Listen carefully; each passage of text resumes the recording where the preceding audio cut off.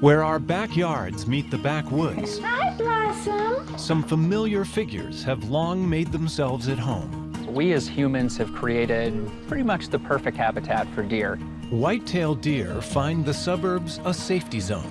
But how well do we know these backyard buddies? Sometimes they'll freeze and lock up for even 2, 3, 4 minutes. It's time to take a closer look at the private life of one of our closest neighbors. When filming, I'll see them stomp. They'll do that to get the attention of other deer, to alert them that something might be dangerous. New perspectives reveal a complex society. We saw a lot of antagonistic kind of behavior that we might have expected between males during the breeding season, but we also saw that kind of interaction among females as well. And a rare vision that roams North American woods. It stood for 5 seconds maybe, eyed me, and took off and was gone.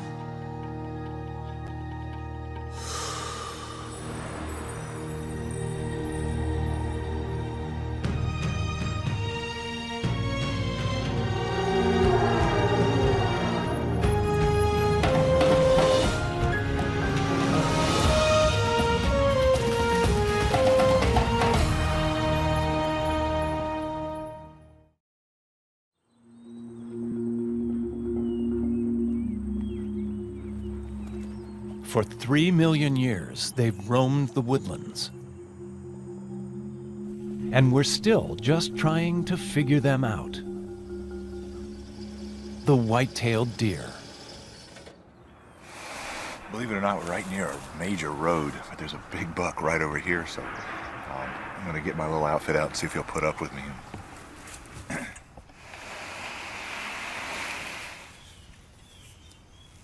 Cameraman Mark Emery has been filming whitetail for the past decade, tracking them through forests and meadows. He knows that, familiar as they are, still the whitetail keep their distance.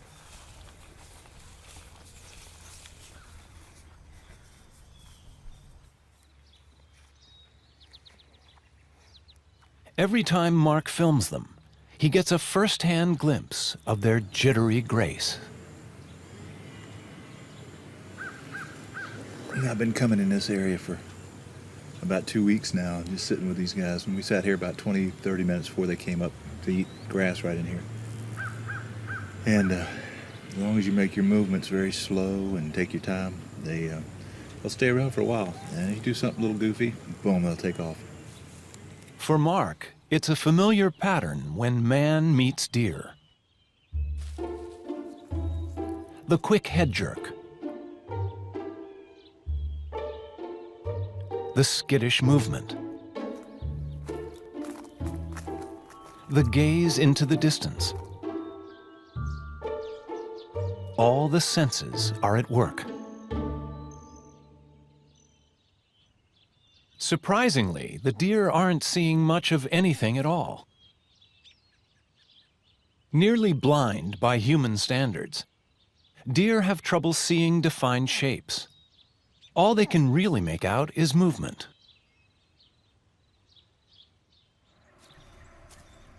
To compensate, they've developed their other senses. Their hearing is finely tuned, and their remarkable sense of smell can pick out odors hundreds of yards away. The nose of the white-tailed deer has nearly 300 million olfactory receptors, compared to just 5 million for humans. That's more than even the legendary bloodhound. And when a deer smells danger, it passes that information on, as Mark notices every time he gets too close.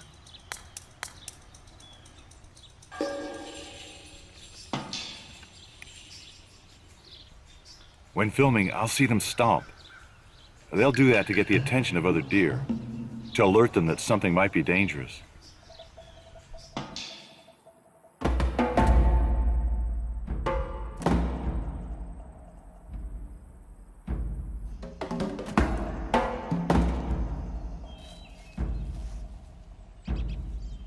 The white tail for which they are named is not just decorative. It's a key feature for communication.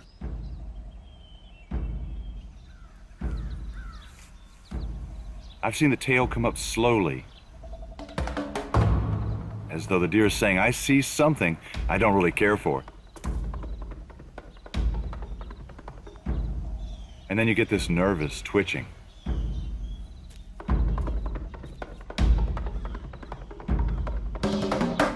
When the tail goes up, it's a signal for all around.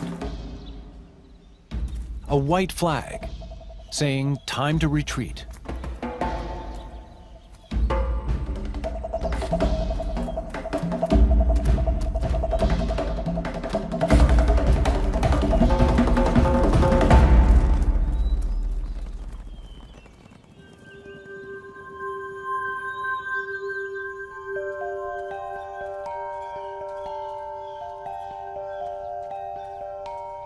White-tailed deer may seem elusive, secretive, but there's a reason.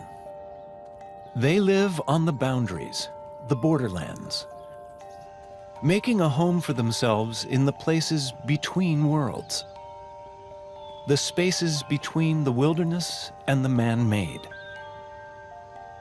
It's the habitat known as the edge, where farms meet the forest, and backyards meet the backwoods. Ironically, the human clearing that might harm other species or deprive them of living space works the exact opposite way for the adaptable deer. It allows them to succeed, even thrive. Some say they may be doing too well. Just a century ago, there were less than 1 million deer in North America. Today, there are nearly 30 million. No wonder it seems they're moving in right down the block.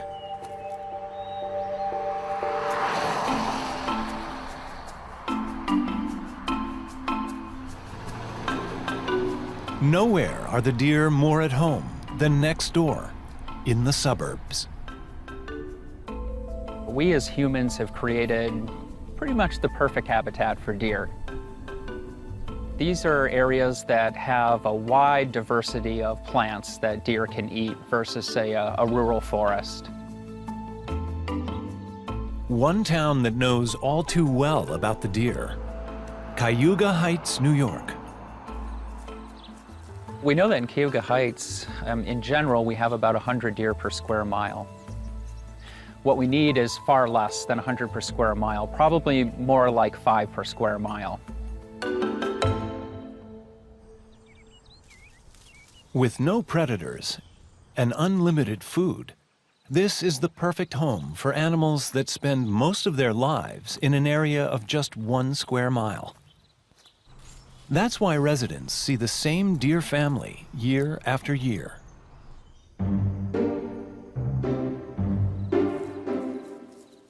They walk through my yard and eat everything here.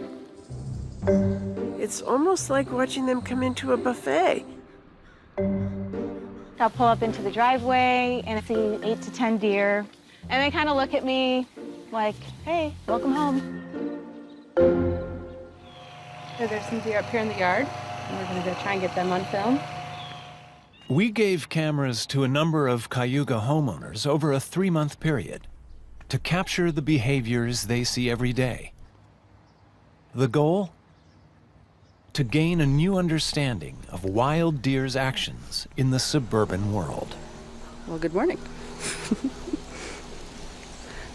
I think this one's a little timid. The first places the deer show up? Anywhere there's something edible. What makes the whitetail such a challenge to backyard gardeners is they eat almost anything. Nearly 600 different species of plants. Grasses, acorns, fruits. In times of scarcity, they will consume twigs and bark, even poison ivy. Incredibly, they've also been spotted eating nestling songbirds. And very little deters them.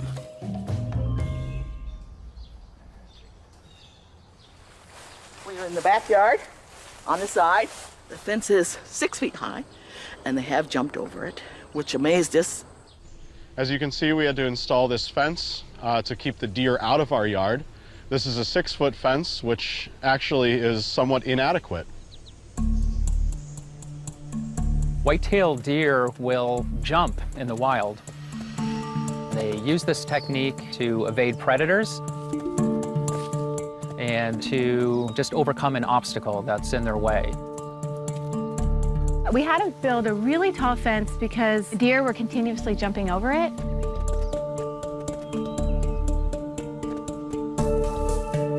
Deer can jump over an 8-foot obstacle. Sometimes from a running start, they can clear a bit more than that.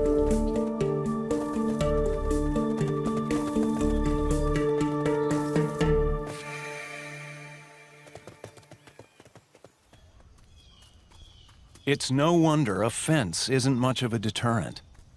The deer need to consume up to 7 pounds of food a day. But these voracious eaters don't have upper front teeth. They chew by pressing their lower incisors against a pad on the upper gum. After these meals, the homeowners captured their first footage of the deer seemingly lazing the day away. Sunday morning, and there's about 4 deer just bedded down in the backyard. To the Cayuga Heights cinematographers, it may seem like a siesta, but the deer are actually doing something crucial. They're digesting. Deer are members of the same ungulate family of hoofed mammals as cows and buffalo. Like cows, they have a 4-chambered stomach. They eat quickly. Then later, they cough up food and chew it again. It's a vital part of their eating cycle. And the reason they sometimes seem to hide during the day. Finding cover away from prying eyes, they disappear into the shadows to digest. But they're often a lot closer than you think. The crew decided to reveal the secret of this magic act by shooting a regular high-def camera side by side with one that picks up a thermal imprint. They were able to show where the deer go, a private world that's sometimes right under our noses. A thicket of branches is all it takes to make a deer invisible during the day. Only the slightest movement gives away the animal's position until it emerges again to feed.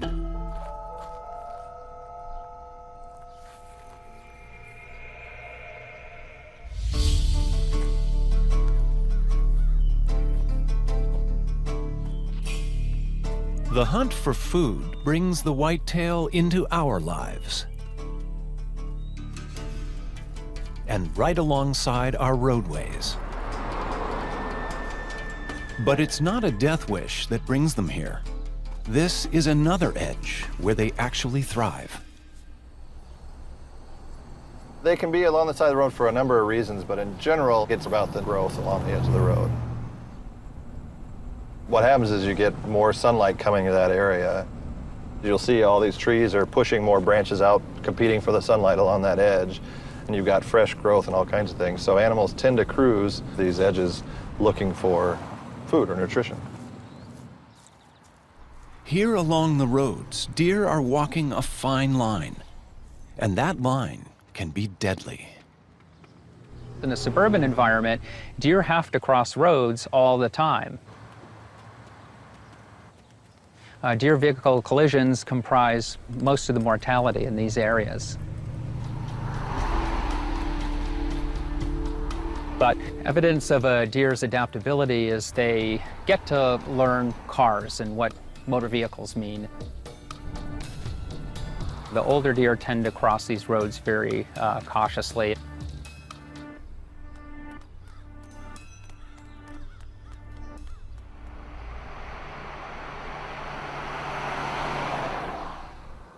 Right now we're approaching some deer that are about to cross the road. It's early morning and they're out feeding. Deer wanting to cross the road, but we have a school bus coming at the same time. Now the adult doe is coming up to the road, being very careful, pausing, looking both ways. The deer looked to the left, looked our way a bit, and is crossing slowly. The younger deer will likely cross right after her, and they'll just run out in the road. Fawns get into all sorts of trouble, just like human kids. This is a fawn crossing the road, not looking. And there's another fawn crossing. So you saw the care that the adult doe took in crossing the road and how carelessly the younger deer crossed the road.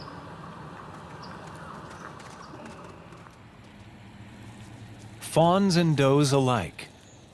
The survivors learn how to live on this dangerous boundary.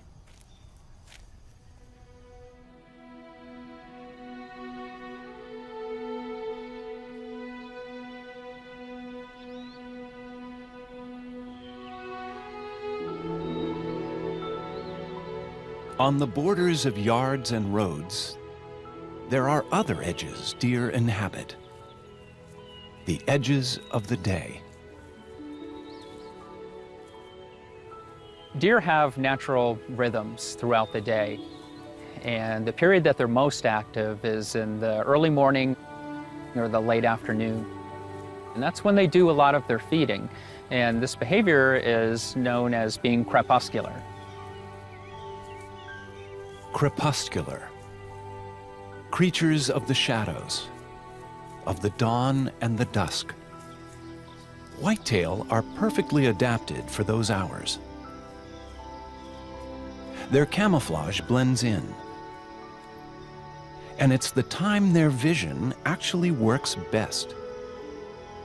Attuned to the gathering darkness.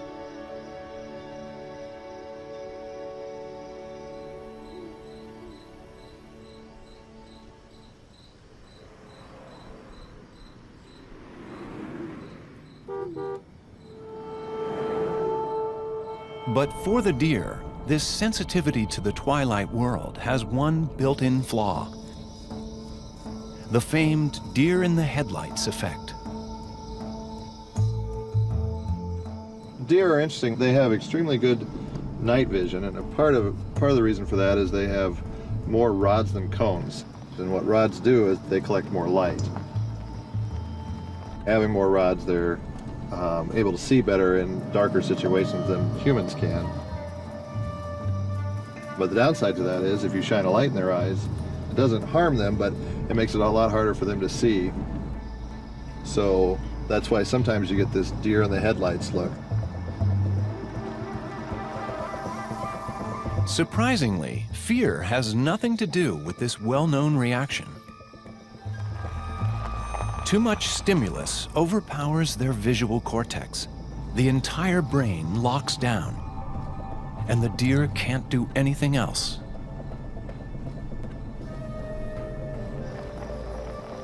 Sometimes they'll freeze and lock up for even 2, 3, 4 minutes. Oh, there's a deer right there. So right now we've got this light shining on this buck here. You know, he's kind of trying to figure out what's going on. If you notice, he'll just kind of get a little confused and just stand staring kind of off in the distance while you have that light on. And sometimes, you know, in this situation, this deer didn't get too weirded out by it, but, you know, sometimes it can last for a couple minutes where they'll just stare into the light, kind of confused.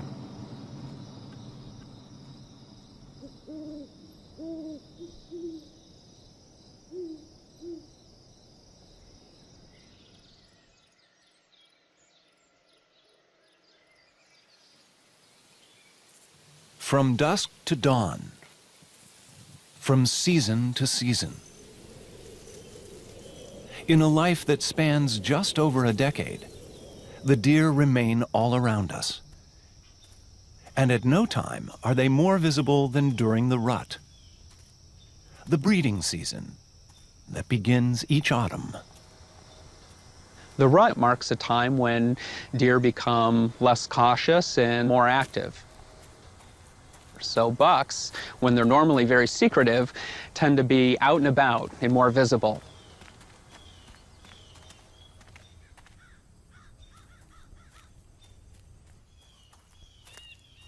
All through the woodlands, bucks begin signposting their presence. One of the signs that the rut is occurring might be a buck rub. White-tailed bucks take their antlers or the glands on their forehead and they'll rub up and down a tree. They want to leave their scent as communication for other deer in the area.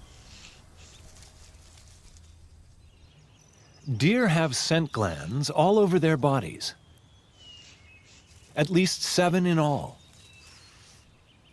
From the bottoms of their feet to the inside of their back legs, with signals that range from "come hither" to "danger, stay away." They can also vocalize with chuffs and calls to send warnings or indicate territory.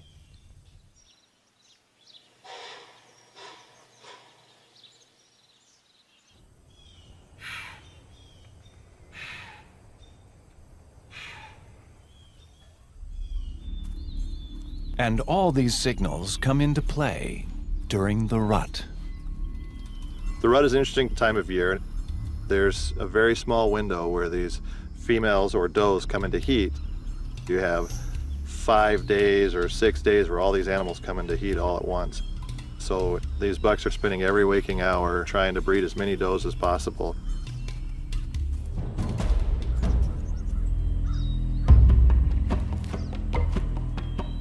Now the competition for mates begins.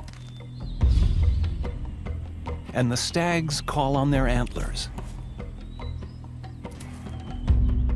Regrown from scratch every single year, this is the fastest growing tissue on Earth, expanding an inch every 2 days.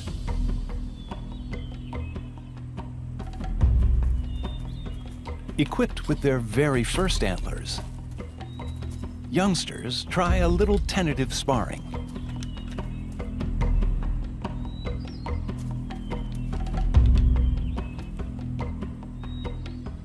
But for the adults, the rut is a time for full-on combat. There's a lot of aggressive behaviors, so bucks will do a lot of really neat things. They'll spar, they'll fight. It's a very fast and furious time, and it's a very exciting time to be in the woods.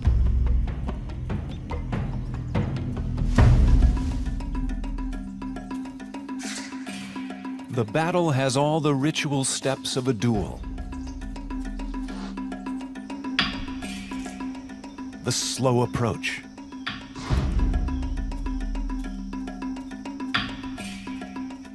The challenge. And then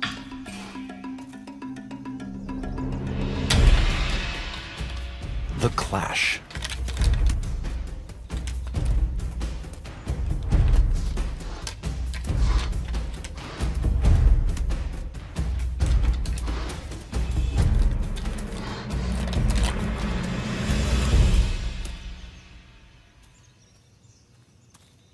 The winner claims his chance to sire the next generation. The loser hobbles off.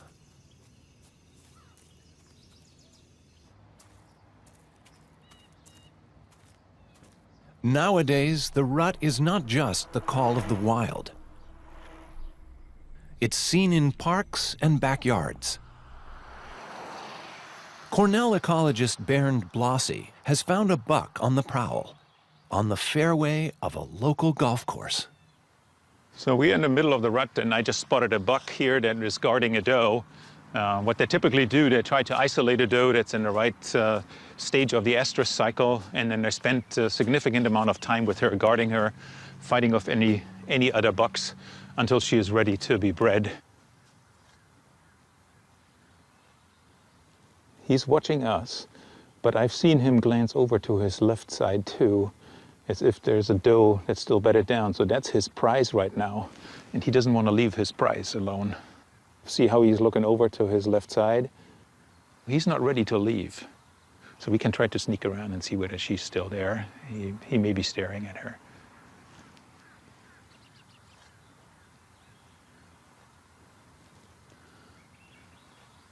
There she is. She's on the other side of the fence. You can just see her butt right now. See how he's watching her?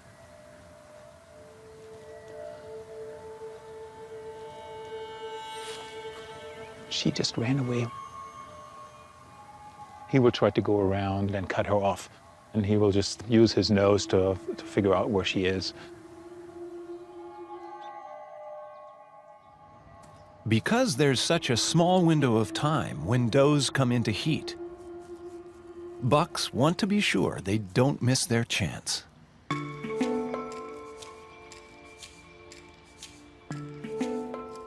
During the rut, a buck will pick out the right-smelling female and then follow her wherever she goes. The buck is in lockstep with that female. You have a big buck out standing in the open. The does are being chased around all day long, and you can see deer activity all over the place. It's all about having offspring in the next generation, both for the does and the bucks. What the ultimate evolutionary prize is having offspring that then contribute next year to the chases in the woods.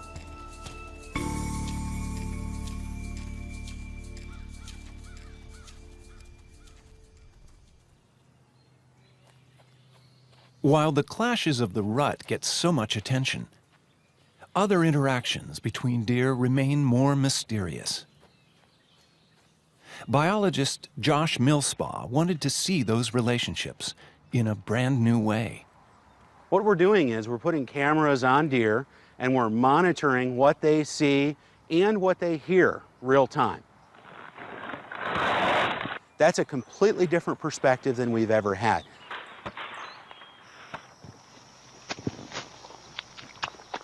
The footage that we got showed far more social interaction and sociability than we would have expected in deer. The cameras picked up a whole range of social signals.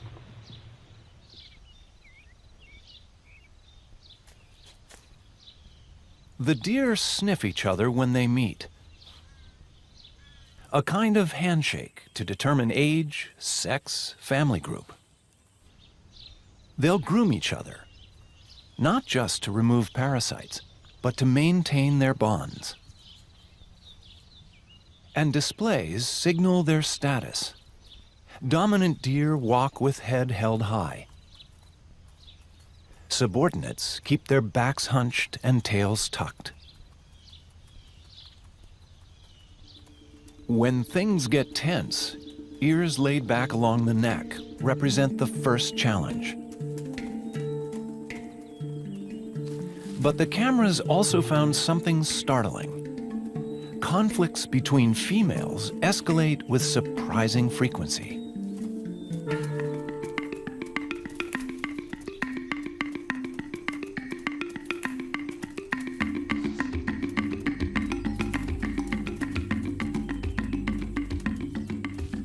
We saw a lot of antagonistic kind of behavior that we might have expected between males during the breeding season. But we also saw that kind of interaction among females as well. There was just a lot more social interaction than we expected. The video provides an opportunity to lift the veil on deer to see the way that they interact in the wild, the way that they make a living in their environment, in a way that we have never been able to see before. If Millspaugh is learning how deer interact with each other, Our suburban observers back in Cayuga Heights have been using their cameras for nearly 2 months to gain insight into another aspect of deer behavior: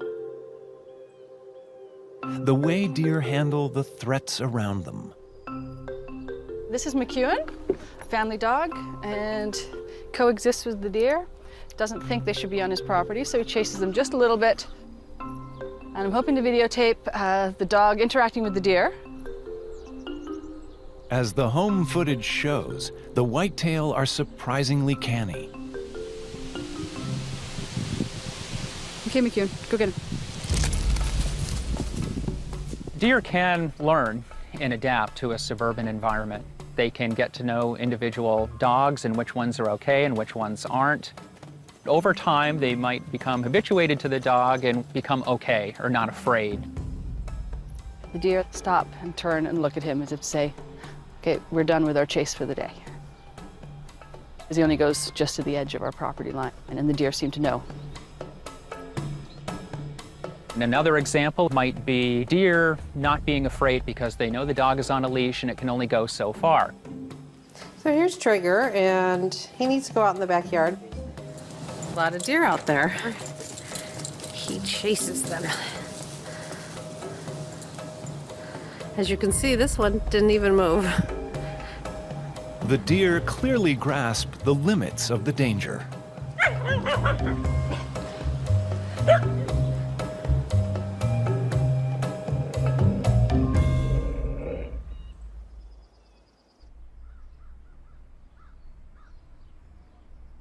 Whitetail have learned that the suburbs seem to be a safety zone.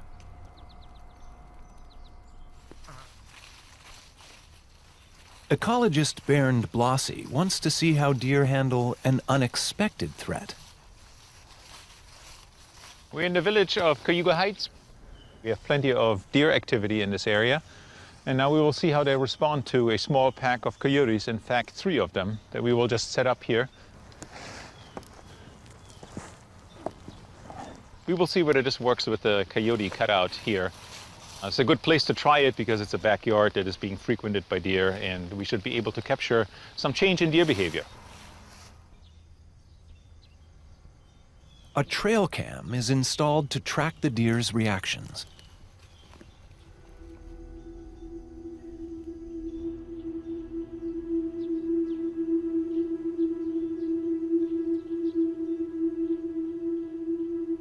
It's just a couple of hours after we left, and this big monster buck shows up, and he's eyeing the coyotes here.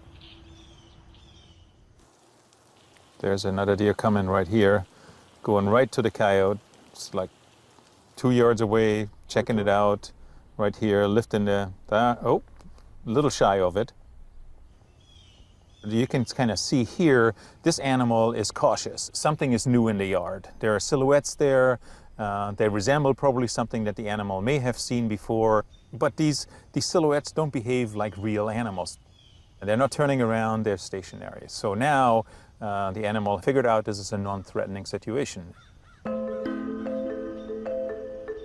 The deer are smart enough to learn what poses a real threat and what doesn't. This animal is completely checking out what this thing is. Not scared behavior, definitely not. It's actually licking the coyote right now, so.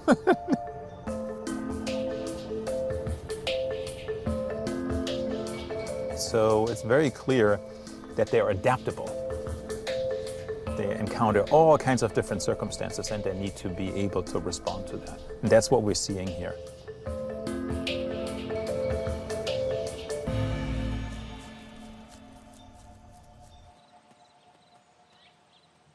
Deer are always adapting, always responding to their environment. These changes can be physical too.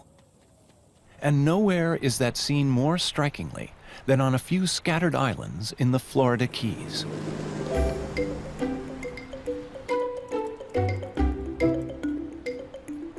They're called key deer, the whitetail in miniature. Key deer have been on the Florida Keys for the last 10,000 or so years. 10,000 years ago, the last glaciers melted and caused sea levels to rise, and in essence, they were trapped on a chain of islands. It's believed that they came from the mainland, Florida, though some also believe maybe they came from Cuba. The majority of them are found on 2 islands, Big Pine and No Name Key. Tiny worlds cut off from the outside, islands push evolution to extremes. Larger animals tend to shrink over generations. In a world of limited resources, the only sensible solution is to get smaller.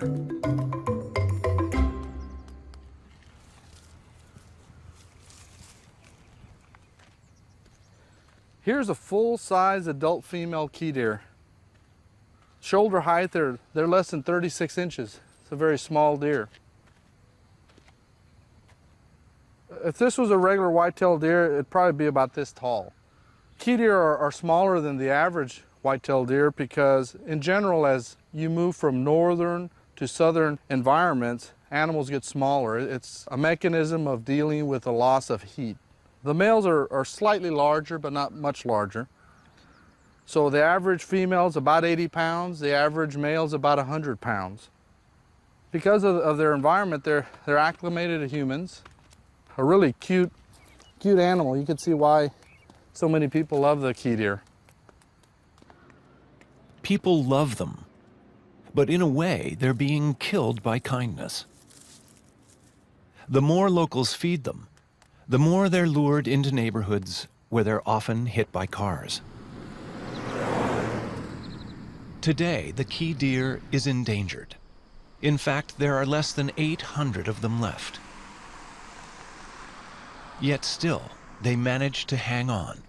One of the very few highly endangered animals that lives among people in the suburbs.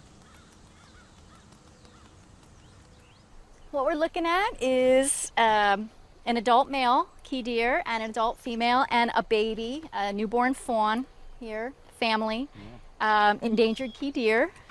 And that looks like a new baby. She is tiny. Look at how Figured little. about 4 weeks old, about 4 weeks now. They're just so beautiful. When I first saw their size, I was shocked and amazed. I'd never seen anything like it. I never get bored. I never get used to it. I love them. I mean, it's just pure innocence. It really, I mean, good grief. I had a cat that was bigger than that. I know, look how curious she is. They're so curious when they're small, too. So amazingly beautiful and gentle.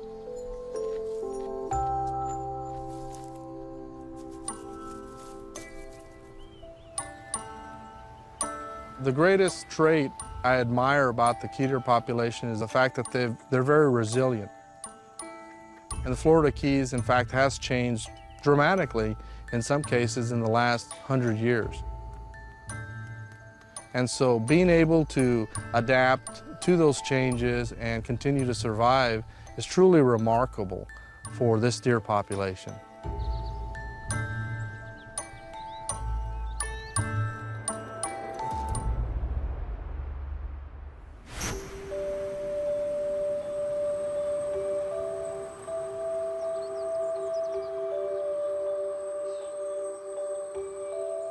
For the whitetail, one of the rarest variations of all is not size, but color. The legendary ghost deer.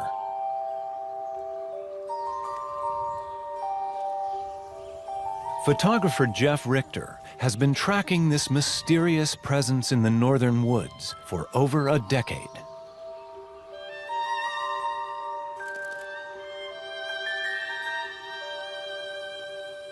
I think in many respects that they're a ghost in both a physical sense and a mental sense.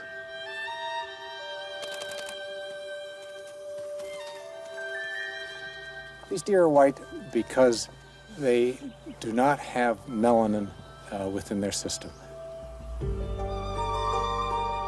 That is a recessive gene, and it is relatively rare.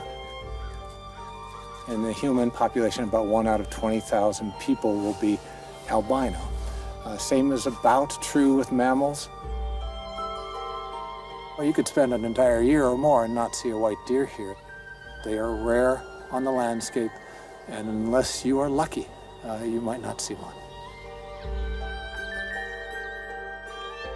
I still am as excited as the first day to see them. It still strikes me as a ghost in the woods, a unique spirit, really. At this spot, it was one of the very first times I saw a white deer. Just looked out into the woods right here, and there was a doe standing there, just looking at me. It stood for 5 seconds, maybe, eyed me, and took off and was gone. Even though it's bright white, it was still gone. It was a magical moment, and that's pretty imprinted on my mind. I can still see that white deer standing right over there right now.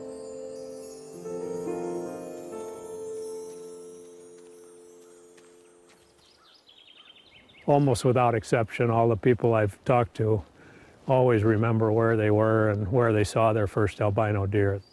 They just stick with people in a way that very few other animals do.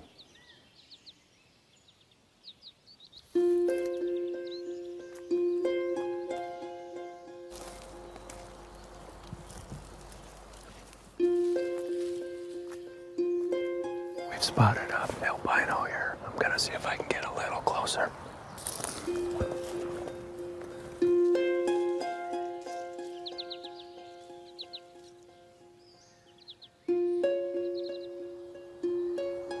Looks like she bedded down just in front of us.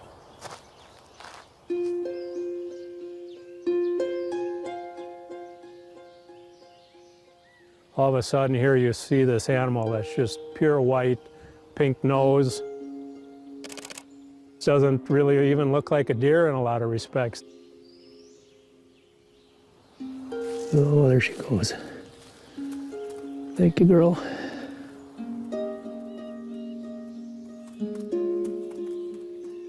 There's something a little magic about it. It's hard to explain. One of the reasons we really love these white deer is that they live at this intersection of science and spirit. We have all this data and knowledge, behavioral understanding of deer. And then there's this mystery over here, this place of spirit that attracts us to the outdoors in the first place. And they all come together in that place called white deer.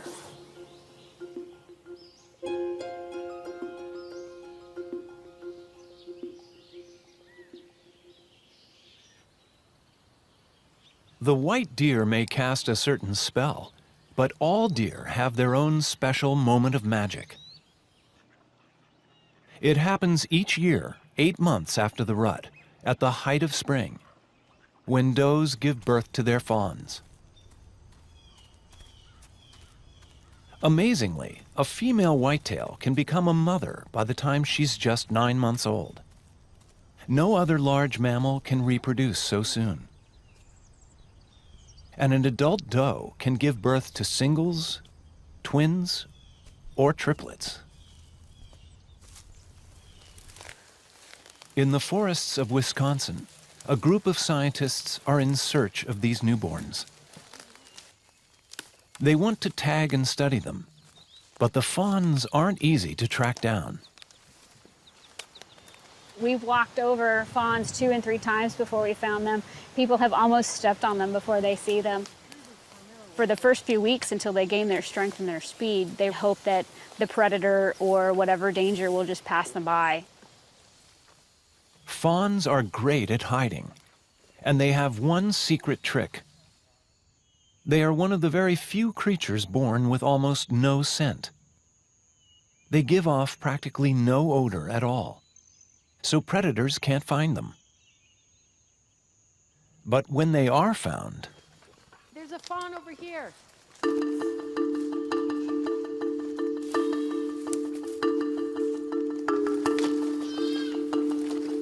The fawns have almost no defenses. Give me the mask, give me the mask, give me the mask. Get those legs under him. They can't even count on their mothers to stand guard.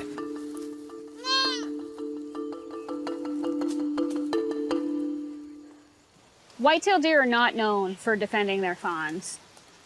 If there is a disturbance, the doe will generally stay away.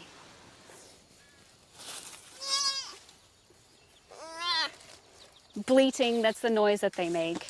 That's an alarm call. It's trying to get either the doe's attention or to warn any twin that may be in the area that something bad is happening. They rely on their hearing a lot more than they do their eyes, and we put the blindfold on them, but that doesn't mean that they still don't know what's going on. Their camouflage is really rather remarkable when they lay completely flat in litter like this.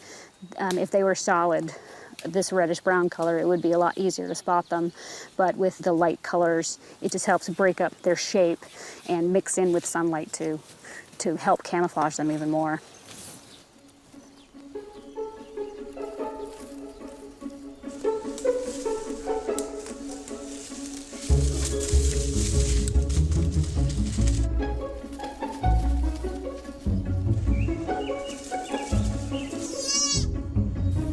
Some of them fight you every bit of the way, and you have to really restrain them to get through your whole process. I tend to like it better that way, and it feels like their survival instinct is a little more developed.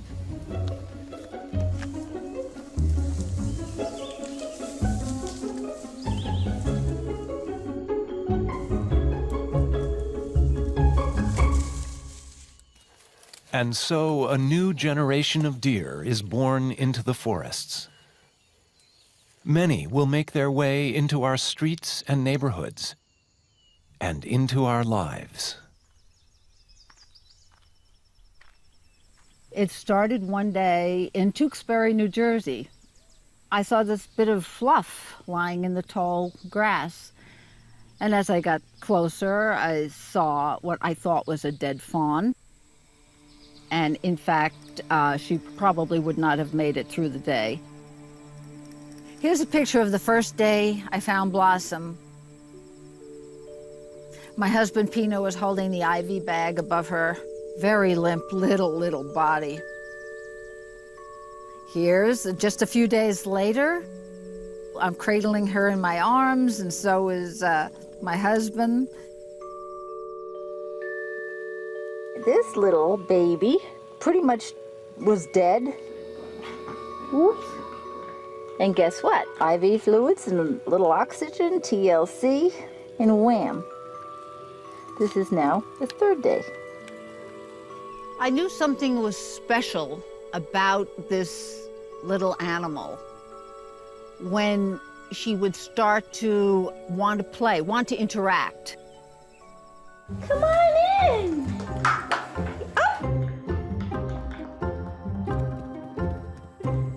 Her curiosity was so deep.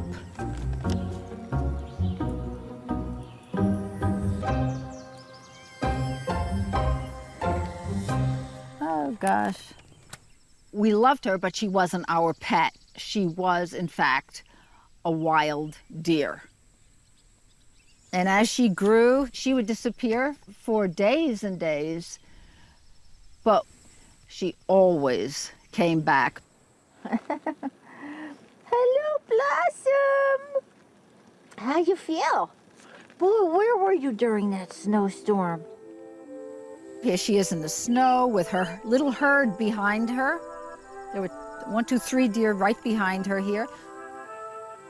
It was almost as if she had 2 herds or 2 families. Here's the sign I hung all over Tewksbury. The sign worked. Nobody hurt her. They only loved her. Oh, the little doll. Blossom. That's the way we used to say, Blossom. Hi, Blossom. What is your good girl? Hi, Blossom. What you up to? I miss her. I miss everything I've been talking about. I miss the adventure. Blossom's here in the kitchen. I miss what next thrill is around the corner. Hello, girl. Oh my God, look in the back. There's a big buck.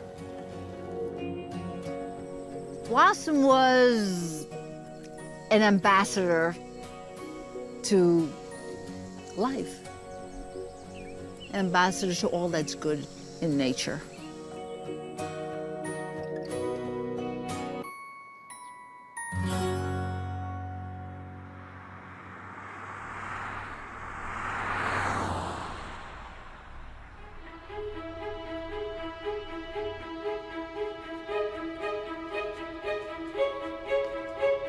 Present as the whitetails are around us, they are never domesticated, never truly tamed.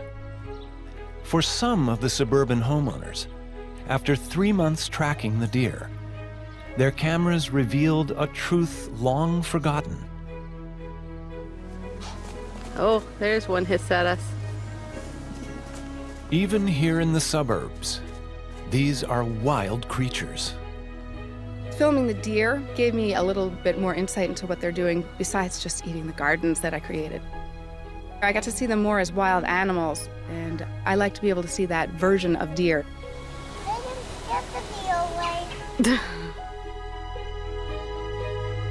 Right outside the window, just beyond the door, they are a link back. A reminder of the wilderness that surrounds us still. I've often remarked to my wife that people will travel to Africa to go on a safari, but here we have the deer who, they're just as beautiful and just as interesting to watch. It is a real privilege to have that.